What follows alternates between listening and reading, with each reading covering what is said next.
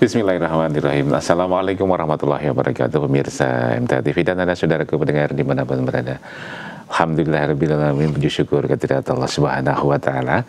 Pagi ini kembali kita bisa bersua dalam keadaan sehat walafiat, dan tentunya menemani Anda hingga pukul 6 pagi nanti akan kita gulirkan Fajar Hidayah, menemani dan mengawali aktivitas pagi hari Anda di Selasa pagi hari ini.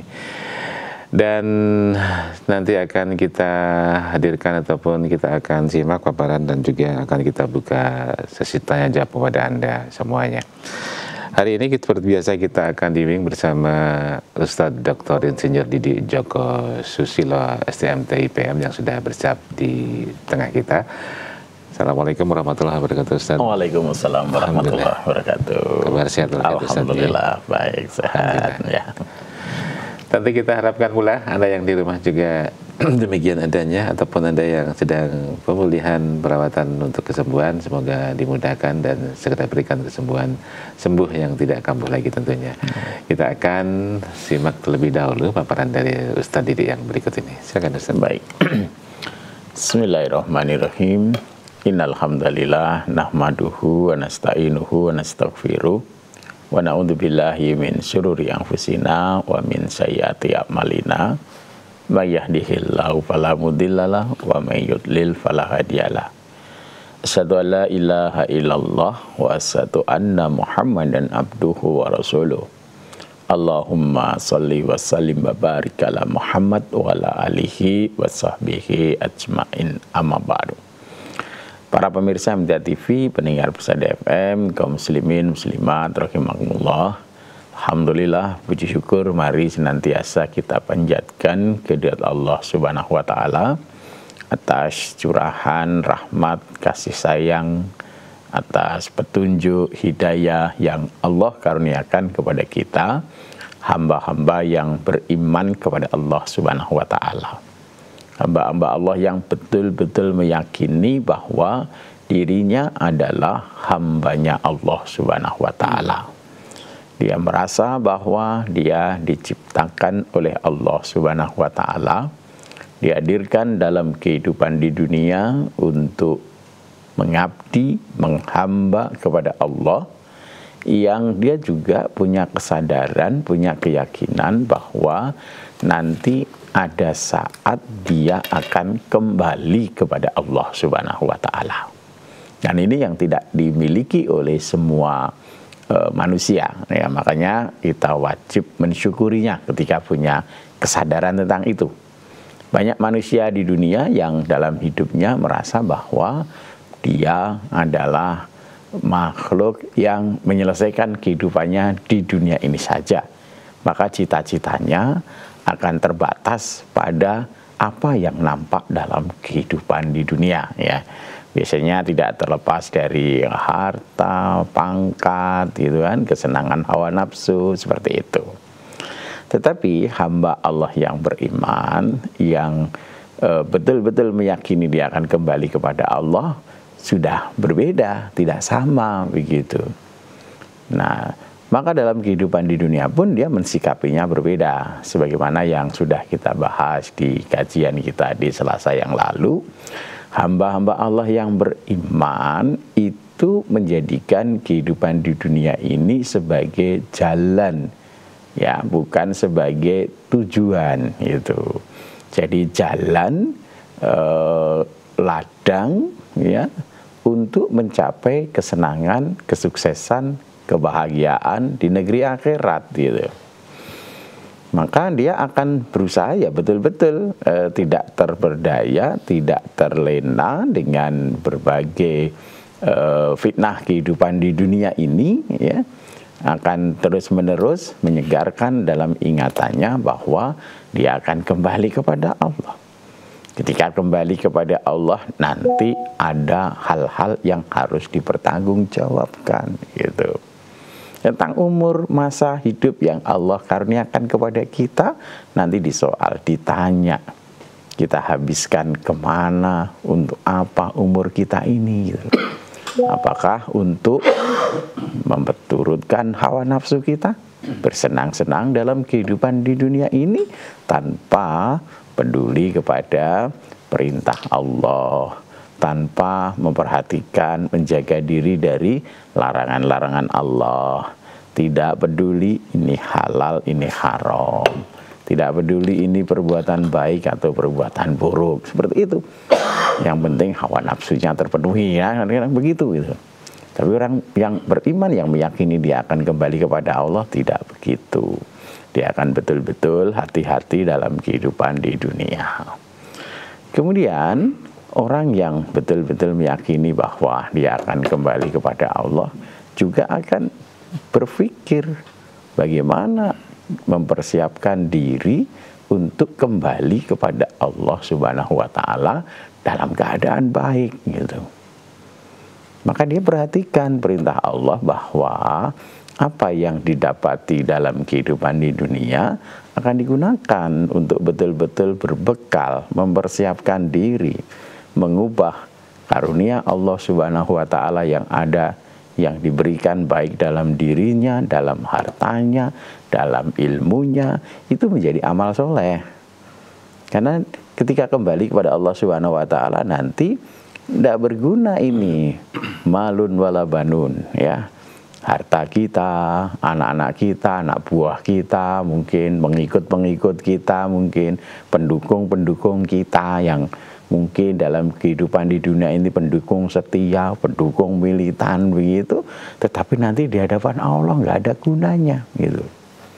Illa man atallah biqalbin salim, kecuali ketika kita datang kepada Allah, kembali kepada Allah dengan hati yang betul-betul berserah diri kepada Allah, berserah diri kepada petunjuk Allah, dan itu amal-amalnya dilakukan dalam kehidupan di dunia. Nanti di akhirat sudah tidak bisa begitu. Maka dalam kehidupan dunia dia menjadi pribadi-pribadi yang betul-betul sadar bahwa kehidupan dunia ini bagian dari ujian dia untuk kembali kepada Allah Subhanahu wa Ta'ala. Dia sadar bahwa kesenangan-kesenangan, kenikmatan-kenikmatan yang dia peroleh dalam kehidupan di dunia nanti akan dipertanggungjawabkan di hadapan Allah. Oleh karena itu, tidak menjadi sombong, tidak menjadi lupa diri, tidak kemudian memperturutkan hawa nafsunya, tidak gitu. Dia akan tetap tunduk kepada petunjuk-petunjuk Allah, bagaimana memperlakukan nikmat-nikmat Allah ini gitu. Ya, bagaimana memperlakukan badannya yang sehat, maka dia gunakan untuk amal-amal soleh. Perintah-perintah Allah di mana dia perintahkan untuk sambung silaturahmi, dia perintahkan untuk tetap taat, itu dia lakukan begitu. Demikian juga dengan misalkan dia mendapat karunia harta, maka dia akan perlakukan itu, harta itu sebagai bagian dari fitnah yang nanti akan dipertanggungjawabkan ketika datang kembali kepada Allah. Bahkan dalam satu hadis disebutkan persoalan harta itu ada dua yang disoal, min ainak tasabahu wa fima anfaqluhu, dari mana dia peroleh harta itu dan kemana dia belanjakan harta itu. Maka betul-betul apa yang ada ini bagi orang-orang yang meyakini dirinya hambanya Allah Subhanahu wa Ta'ala, setiap kesenangan-kesenangan itu dia pandang sebagai bagian untuk ujian bagi dirinya. Apakah dia tetap bersyukur atau sebaliknya menjadi kufur. Demikian juga orang-orang yang betul-betul beriman kepada Allah Subhanahu wa Ta'ala, meyakini dia hambanya Allah, dia menjadi pribadi-pribadi yang kokoh, kuat ketika menghadapi berbagai ujian kesulitan dalam kehidupan di dunia. Ujian yang tidak menyenangkan dalam kehidupan di dunia, baik tentang hartanya, maupun tentang dirinya, maupun tentang keluarganya. Ya, bisa jadi dia dalam kehidupan di dunia merasakan berbagai kesulitan-kesulitan, penderitaan-penderitaan, begitu, ya, kesakitan, begitu. Tapi dia tidak akan kemudian menjadi putus asa, tidak menjadi kemudian orang yang lemah, tidak. Gitu. Tetapi sebaliknya dia akan tetap kokoh, kuat, karena dia punya apa? Punya kesadaran bahwa apapun, berapapun beratnya, ya, fitnah-fitnah, kesulitan-kesulitan dalam kehidupan di dunia, endingnya kita akan kembali kepada Allah. Dan ketika kita kembali kepada Allah Subhanahu wa taala dengan membawa nilai-nilai kesabaran, nilai-nilai keikhlasan, keimanan, ya, maka kesuksesan yang akan diperoleh, kebahagiaan yang akan diperoleh itu.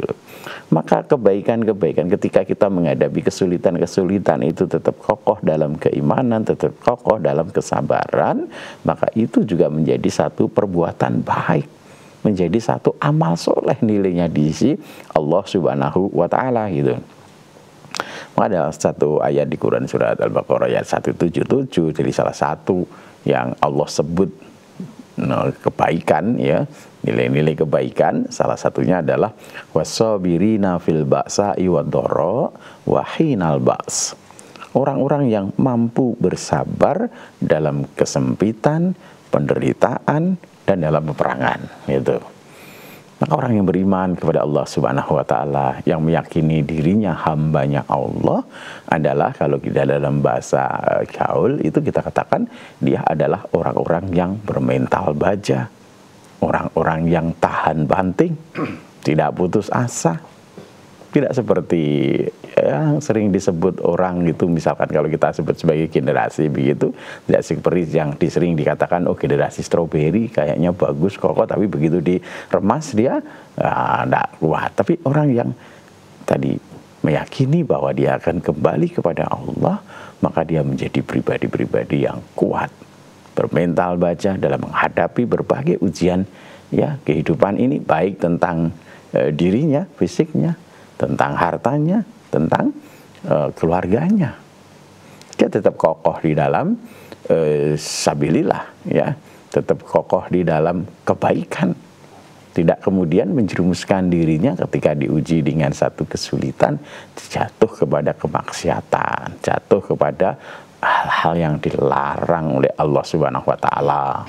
Misalkan kaitannya diuji dengan kesulitan ekonomi misalkan, tidak kemudian berpaling dari ekonomi yang halal menuju kepada yang haram, tidak gitu. Tidak kemudian berpaling mengambil sesuatu yang bukan haknya. Dia akan tetap kokoh pada petunjuk Allah Subhanahu wa taala. Apa yang saya makan, apa yang saya usahakan untuk diri saya, keluarga saya, anak saya harus tetap berada dalam koridor halalan thayyibban, misalkan seperti itu. Halal, ya, sesuatu yang memang diperbolehkan oleh Allah Subhanahu wa taala untuk kita ikhtiarkan, kita usahakan. Tidak kemudian melakukan hal-hal yang dalam pandangan Allah Subhanahu wa taala sesuatu yang dicegah, dilarang gitu misalkan. Dalam menyalurkan kesenangannya pun dia akan senantiasa berusaha pada jalan-jalan yang diperintahkan oleh Allah Subhanahu wa taala.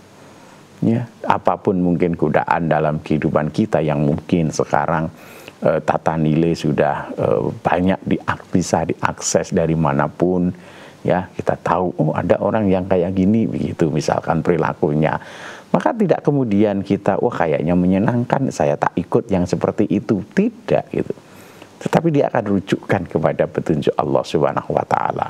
Apakah perilaku yang kayak gini itu dicintai, diridhoi begitu oleh Allah dan Rasulnya, dituntunkan di dalam keyakinan saya, begitu. Kalau tidak, ya jangan menahan diri untuk melakukan hal-hal yang seperti itu, gitu. Jadi kemampuan menahan dirinya menjadi kokoh, karena ini orang-orang yang tangguh begitu. Tidak sekedar apa yang dipingini ayo turuti, tidak ada seperti itu. Nah, dalam kehidupan di dunia ini punya mental yang kokoh, kuat tadi. Karena apa? Dikatakan oleh Allah Subhanahu wa taala mampu bersabar, ya, fil ba'sa'i wad-dharra wa hinal ba's, itu ya.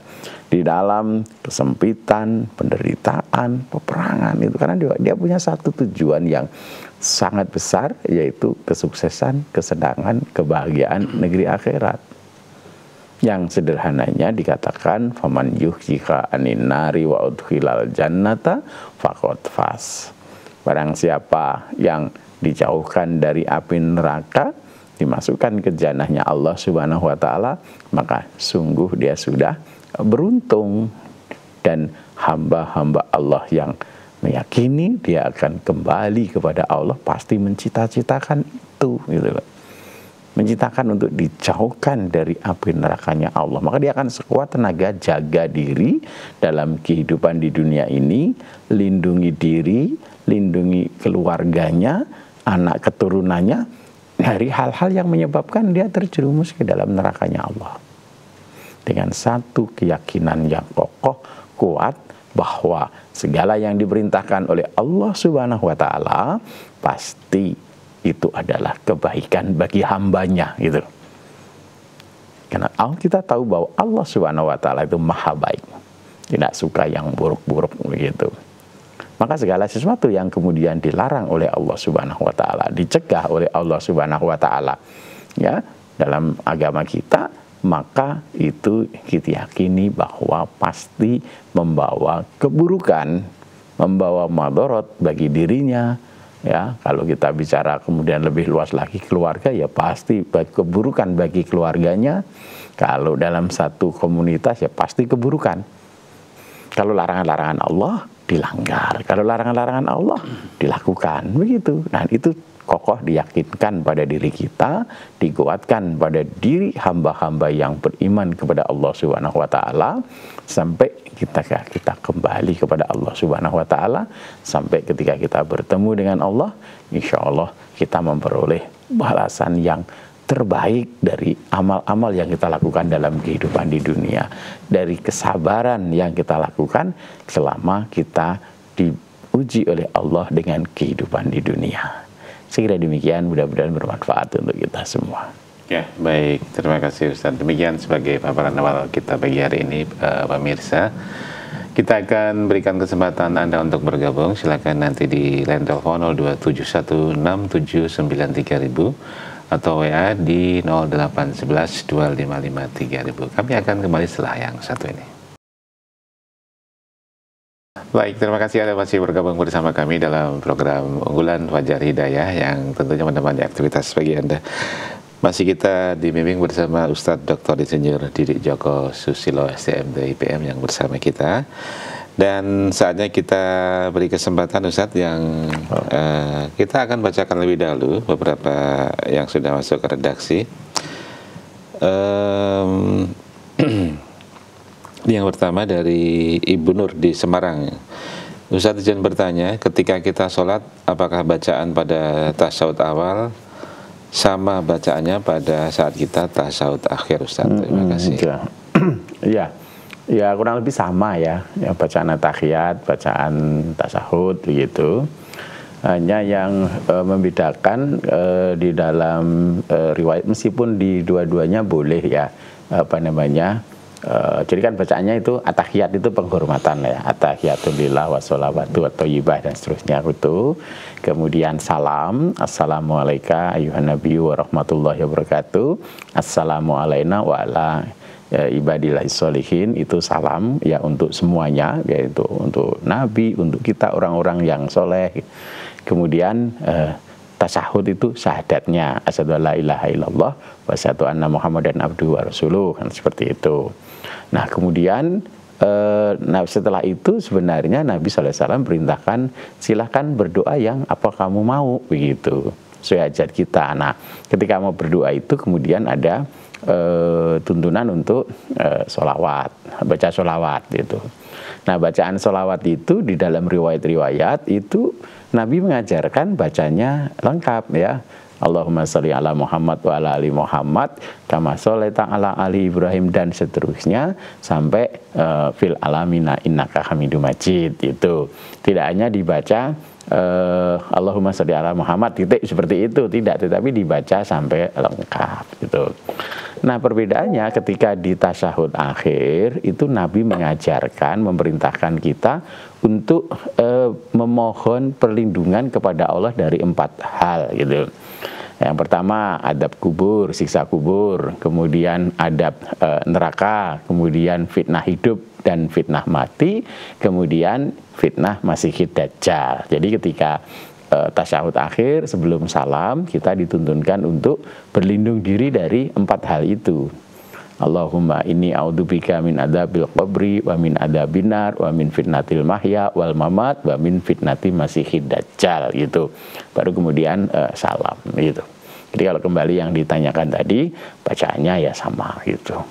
Ya. Kita buka line telepon, silakan yang sudah bersiap untuk bergabung 6793000. Halo, assalamualaikum warahmatullahi wabarakatuh. Silakan di line telepon, dari siapa di mana? Assalamualaikum warahmatullahi wabarakatuh. Halo. Waalaikumsalam warahmatullahi wabarakatuh. Baik, dengan ibu siapa di mana? Ini dari Wonosobo, Putih. Wonosobo, ibu siapa? Putih. Putih, silakan. Iya. Terima kasih. Assalamualaikum warahmatullahi wabarakatuh, Pak Ustaz. Waalaikumsalam warahmatullahi wabarakatuh. Ibu. Iya. Ini yang ingin saya tanyakan di sini, Pak Ustaz. Misalkan kan hamba diuji dengan anak sakit. Lalu dalam pikiran itu kok kenapa agak nggak begitu ikhlas gitu. Kenapa? Jadi supaya jadi hamba yang ikhlas, caranya bagaimana? Tolong Pak Ustaz, minta tausiahnya. Itu Pak Ustaz, terima kasih. Wassalamualaikum warahmatullahi wabarakatuh. Waalaikumsalam warahmatullahi wabarakatuh. Jadi perlu diketahui bahwa ujian Allah Subhanahu wa taala kepada hambanya kan ada dua, itu di surat Anbiya ayat 35. Wa nablukum bisyarri wal khairi fitnah, itu kan. Dan akan kami uji hamba itu dengan satu hal yang buruk ya.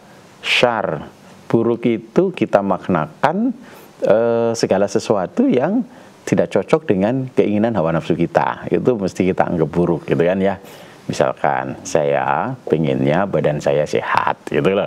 Nah kemudian ternyata ada salah satu anggota badan saya yang kena sakit begitu. Nah itu mesti kita tidak senang, tidak suka begitu. Nah itu keburukan. Jadi makna buruk syar di dalam ujian itu jangan kita maknakan bahwa kita diuji dengan melakukan kemaksiatan, bukan gitu. Kalau maksud kemaksiatan itu salah kita begitu. Tapi Allah datangkan satu hal yang barangkali tidak cocok dengan keinginan kita. Misalkan kaitannya dengan harta, misalkan saya mesti, semua kita ya umumnya pengen harta kita banyak itu gitu ya. Saya pengen bisa beli ini beli itu kan, bikin rumah misalkan mungkin tidak hanya 1 lantai, mungkin kalau bisa saya bikin rumah misalkan 10 lantai misalkan, seperti itu keinginan kita. Tetapi dalam faktanya bisa jadi dalam kehidupan di dunia ini kita diuji oleh Allah, jangankan rumah 10 lantai, 1 lantai saja saya belum bisa bangun itu loh. Saya rumah masih kontrak, misalkan seperti itu. Itu kan sesuatu yang tidak kita sukai begitu. Dengan keluarga kita pengen kan keluarga kita baik-baik semuanya, ya anak-anak kita juga baik semuanya, sehat semuanya. Tetapi kadang-kadang kita diuji dengan anak kita yang sakit, atau kita diuji dengan anak kita yang senengnya bantah, atau kita diuji dengan anak kita yang diajak ngaji susah, itu malah senengnya dolan, tidak ngerti bekti pada orang tua. Itu bagian-bagian dari sesuatu yang tidak menyenangkan itu. Nah itu yang kita katakan ujian Allah yang asyar itu. Kalau yang khair, yang baik itu ya segala sesuatu yang cocok dengan keinginan kita.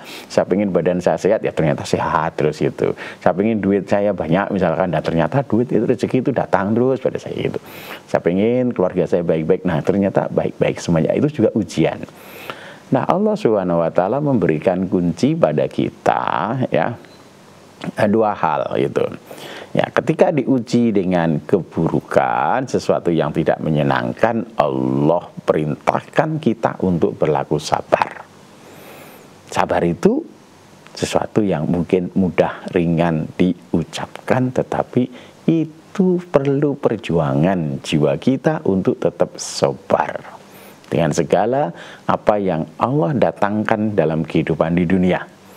Diuji dengan sakit, diuji dengan kekurangan harta, diuji tadi ya kesempitan, penderitaan. Namanya menderita itu sakit, sesuatu yang tidak menyenangkan begitu.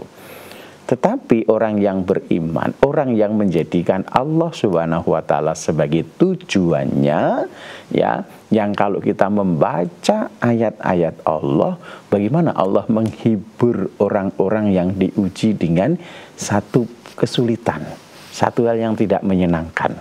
Maka ada bahasa Allah, innallaha ma'as-sabirin. Allah bersama orang-orang yang sabar. Allah ada di sisi orang-orang yang ketika diuji dengan kesulitan tetap sabar. Apakah itu kesulitannya tentang dirinya, tentang hartanya, ataupun tentang keluarganya gitu loh. Ya, misalkan tadi satu keluarga diuji dengan salah satu anggota keluarganya yang sakit, dan sakitnya tidak sehari, 2 hari, dia harus merawat anggota keluarganya selama mungkin bertahun-tahun, tapi dia tetap sabar, tetap yang dia sebut Allah, tetap dia tunduk pada ketetapan Allah Subhanahu wa taala, maka Allah mendampinginya. Allah ada di rumah itu, di keluarga itu gitu. Ya. Maka bisa jadi ya dengan ujian itu Allah bersihkan kita dari dosa-dosa, dari kesulitan. Bisa jadi dengan ujian itu membuat kita sering menyebut Allah, membuat kita sering datang kepada Allah. Mungkin Allah tahu yang terbaik untuk kita. Kadang-kadang kalau kita diuji dengan kesenangan-kesenangan itu cepat lupa, cepat lalai. Seolah-olah bahwa semuanya kita dapat dari ilmu kita, dari usaha kita, begitu. Ketika diuji dengan kesenangan-kesenangan seringkali lalai, lupa. Jangankan kemudian berbuat kebaikan-kebaikan, menyebut sang pemberi rezeki saja kadang-kadang kita lupa. Ingat kita bahwa oh ini kemarin strategi saya begini maka dapat hasil gitu kan, seperti itu. Ini saya pintar memasarkan ini sehingga saya dapat hasil. Kita lupa bahwa yang mengatur rezeki adalah Allah Subhanahu wa taala. Tetapi ketika diuji dengan kesulitan, kesakitan, sesuatu yang tidak menyenangkan, hamba itu lebih sering untuk ingat kepada Allah, lebih sering untuk menyebut nama Allah, lebih sering untuk berdoa mohon kepada Allah. Maka benar, Allah mendampinginya, Allah bersamanya, begitu. Maka ibu, ketetapan Allah yang datang kepada ibu tadi tentang putranya atau keluarganya, ikhlas, tetap sabar. Tadi saya katakan bahwa orang yang meyakini bahwa kehidupan kita itu tidak hanya di dunia ini saja, ibu, tetapi ada kehidupan setelah kehidupan di dunia. Kalau ibu tetap sabar dalam menghadapi ujian itu, mengikhlaskan, ya, maka ibu bisa hadapi dengan kekuatan. Mental ibu jadi lebih kuat, ya, bahwa apa yang ibu lakukan ini dengan kesulitan, dengan kepayahan tidak sia-sia. Nanti menjadi amal soleh. Tetap istiqomah, ingat kepada Allah, tetap istiqomah, menerima ketetapan Allah, ikhlas terhadap ketetapan Allah, maka insya Allah ibu akan kembali kepada Allah nanti dalam keadaan bersih dari dosa-dosa, dalam keadaan dicintai oleh Allah Subhanahu wa taala. Ada banyak jalan untuk kembali kepada Allah dalam keadaan selamat, dalam keadaan sukses. Salah satunya melalui jalan kesabaran. Bisa jadi ibu adalah bagian dari hamba Allah yang diuji untuk kembali kepada Allah melalui jalan ikhlas dan sabar. Demikian ibu. Ya, ya ibu Tri atau ibu siapa tadi kurang jelas di Wonosobo ya. Kita ke line telepon, silakan. Kita buka lagi. Ada yang akan bergabung, ada yang akan bertanya. Halo, assalamualaikum warahmatullahi wabarakatuh. Waalaikumsalam warahmatullahi wabarakatuh, Mas Salim. Iya, Pak Mustafa kah ini? Benar, Mas Salim. Assalamualaikum warahmatullahi wabarakatuh, Ustaz Didi. Waalaikumsalam warahmatullahi wabarakatuh. Semoga Ustaz Didi bersama Mas Salim selalu dalam keadaan sehat dan selalu melindungi. Amin. Ya, amin. Mudah-mudahan Pak Mustafa demikian, Ji. Amin, alhamdulillah kami juga sehat, Ustaz. Mohon saja yaitu dalam surat Al-Kahfi ayat 45. Itu yang pertama. Yang kedua berkaitan dengan zakat, Ustaz ya. Zakat itu yang mendapatkan atau berhak menerima itu kan 8 golongan, Pak Ustaz. Bagaimana yang dijelaskan dalam surat Al-Kahfi 60 itu. Salah satunya adalah sabila.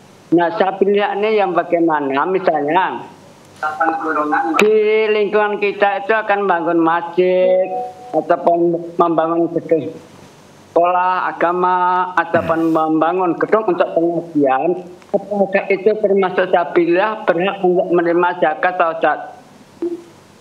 Dua pertanyaan itu pada Ustaz Didik pada kesempatan pagi hari ini, atau Ustaz Didik saya ucapkan terima kasih. Wassalamualaikum warahmatullahi wabarakatuh. Waalaikumsalam warahmatullahi wabarakatuh. Jadi di Quran surat Kahfi ayat 45 nanti dibaca lanjut sampai ayat 46, insya Allah kita akan mendapat pemahaman yang utuh. Jadi ini sebagaimana yang kita bahas topik kita kemarin, sekarang begitu, tentang kehidupan dunia itu ya. Allah memberi perumpamaan kehidupan di dunia itu sebagaimana air hujan yang turun. Nah, kalau ada air hujan turun ke bumi ini, maka apa yang ada di bumi ini jadi subur, tanahnya jadi subur. Nah, begitu tanahnya subur, maka tumbuhlah tanaman-tanaman, gitu kan. Kita semuanya senang itu, tanaman mulai menghijau, tumbuh, berbunga, berbuah, begitu. Senang, menyenangkan bagi petani kalau misalkan kita nanam padi atau buah-buahan itu.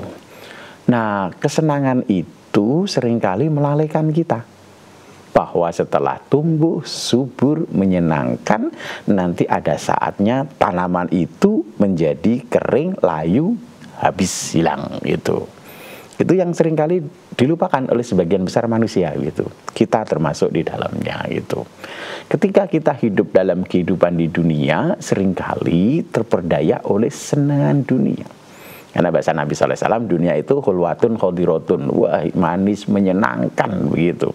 Dan diberikan kepada kita, dikuasakan kepada kita manusia itu, ya. Tetapi ada di belakangnya, Allah akan melihat bagaimana kita berbuat dalam kehidupan di dunia ini, dengan apa yang dikuasakan kepada kita, begitu. Apakah lupa, lalai kepada Rob kita, Tuhan kita, gitu? Ya, karena kesenangan kita kepada dunia, terperdaya kita kepada kesenangan dunia. Akhlada ilal art, cenderung kepada kesenangan dunia, sehingga lupa perintah-perintah Allah, sehingga apapun dilakukan meskipun itu melanggar larangan Allah agar memperoleh kesenangan dunia gitu. Nah, ketahuilah di ayat 46-nya Allah ingatkan gitu. Memang al-malu wal banun zinatul hayatid dunya. Biasanya kita kesenangannya gitu kan ya. Dalam kehidupan dunia itu punya harta yang banyak, punya anak keturunan yang banyak, yang nyenengke begitu ya, yang anak buah yang banyak. Itu merasa bangga, merasa senang, merasa cukup. Padahal dalam pandangan Allah tidak sekedar itu. Karena kamu akan kembali kepada Allah Subhanahu wa taala, diingatkan wal baqiyatus sholihatu khairu inda rabbika sawabau wa khairu amala. Tetapi tidak hanya kesenangan dunia itu yang cukup untuk kita hamba yang beriman. Tidak cukup untuk ketika kita yakin bahwa kita akan kembali kepada Allah. Apa yang harus ada pada diri kita? Amal-amal soleh, ya. Wal baqiyatus sholihat, amal-amal soleh, ya, itu lebih baik pahalanya di sisi Tuhanmu, serta lebih baik untuk menjadi harapan. Ketika kita kembali kepada Allah Subhanahu wa taala, tadi sudah di awal katakan ya, yaumala yanfa'u malun wala banun. Kalau di sini dalam kehidupan di dunia kita biasanya ngelihat itu, ya, almal wal banun itu yang menjadi kebanggaan kita, kesenangan kita, bahkan kita ukur kesuksesan kita karena dari situ. Tetapi ketika kembali kepada Allah, ya bisa menjadi layan tidak berguna gitu loh. Ketika tidak kita siapkan itu menjadi amal soleh. Harta kita tidak kita ubah menjadi amal soleh. Jasmani kita, kesehatan kita tidak kita ubah jadi amal soleh. Anak keturunan kita tidak jadikan sarana untuk beramal soleh gitu. Karena memang ada anak keturunan kita, istri keluarga kita bisa menjadi sarana untuk beramal soleh. Ya, ketika kita dengar perintah Allah, ya ayyuhalladzina amanu qu anfusakum wa ahlikum naro, jaga dirimu, jaga keluargamu dari api neraka. Penuhi kewajibanmu tentang istri dan anak kita, bimbing, penuhi nafkahnya, ya, didik anak kita menurut petunjuk Allah dan Rasulnya. Kalau itu yang kita lakukan ya jadi amal soleh gitu. Nah, maka Allah ingatkan amal soleh itu jauh lebih baik nilainya di sisi Allah dan patut untuk kita harapkan. Ketika kita beramal dalam kehidupan di dunia sebagai petunjuk, bagaimana petunjuk Allah dan Rasulnya, bolehlah nanti di akhirat kita berharap kepada Allah agar diberi balasan oleh Allah. Tapi kalau dalam kehidupan di dunia yang kita fokuskan, ya kesenangan dunia, al-mal wal banun, ya nanti di sisi Allah habis, hilang, nggak ada apa-apanya. Nabi mengingatkan, ya jenazah itu ketika diantar ke kuburnya, kita ini semuanya calon jenazah ini, ketika kemudian masa hidup kita sudah selesai, dipanggil kembali kepada Allah, akan diantar oleh 3 hal. Ahluhu, wa maluhu, wa amaluhu. Keluarga kita mengantarkan kita, harta kita dibawa mengantarkan kita, amal kita juga kita bawa. Fayarji usnani wabqa wahid. Nanti 2-nya kembali, yang kekal menemani kita hanya 1. Siapa yang kembali? Ahluhu wa maluhu. Keluarga kita tidak akan mengikuti kita sampai masuk ke dalam kubur. Kita dikubur sendiri. Harta kita juga tidak akan diikutkan bareng dengan kita di kubur. Pasti akan kembali menjadi haknya ahli waris kita. Siapa yang kekal menemani? Amal.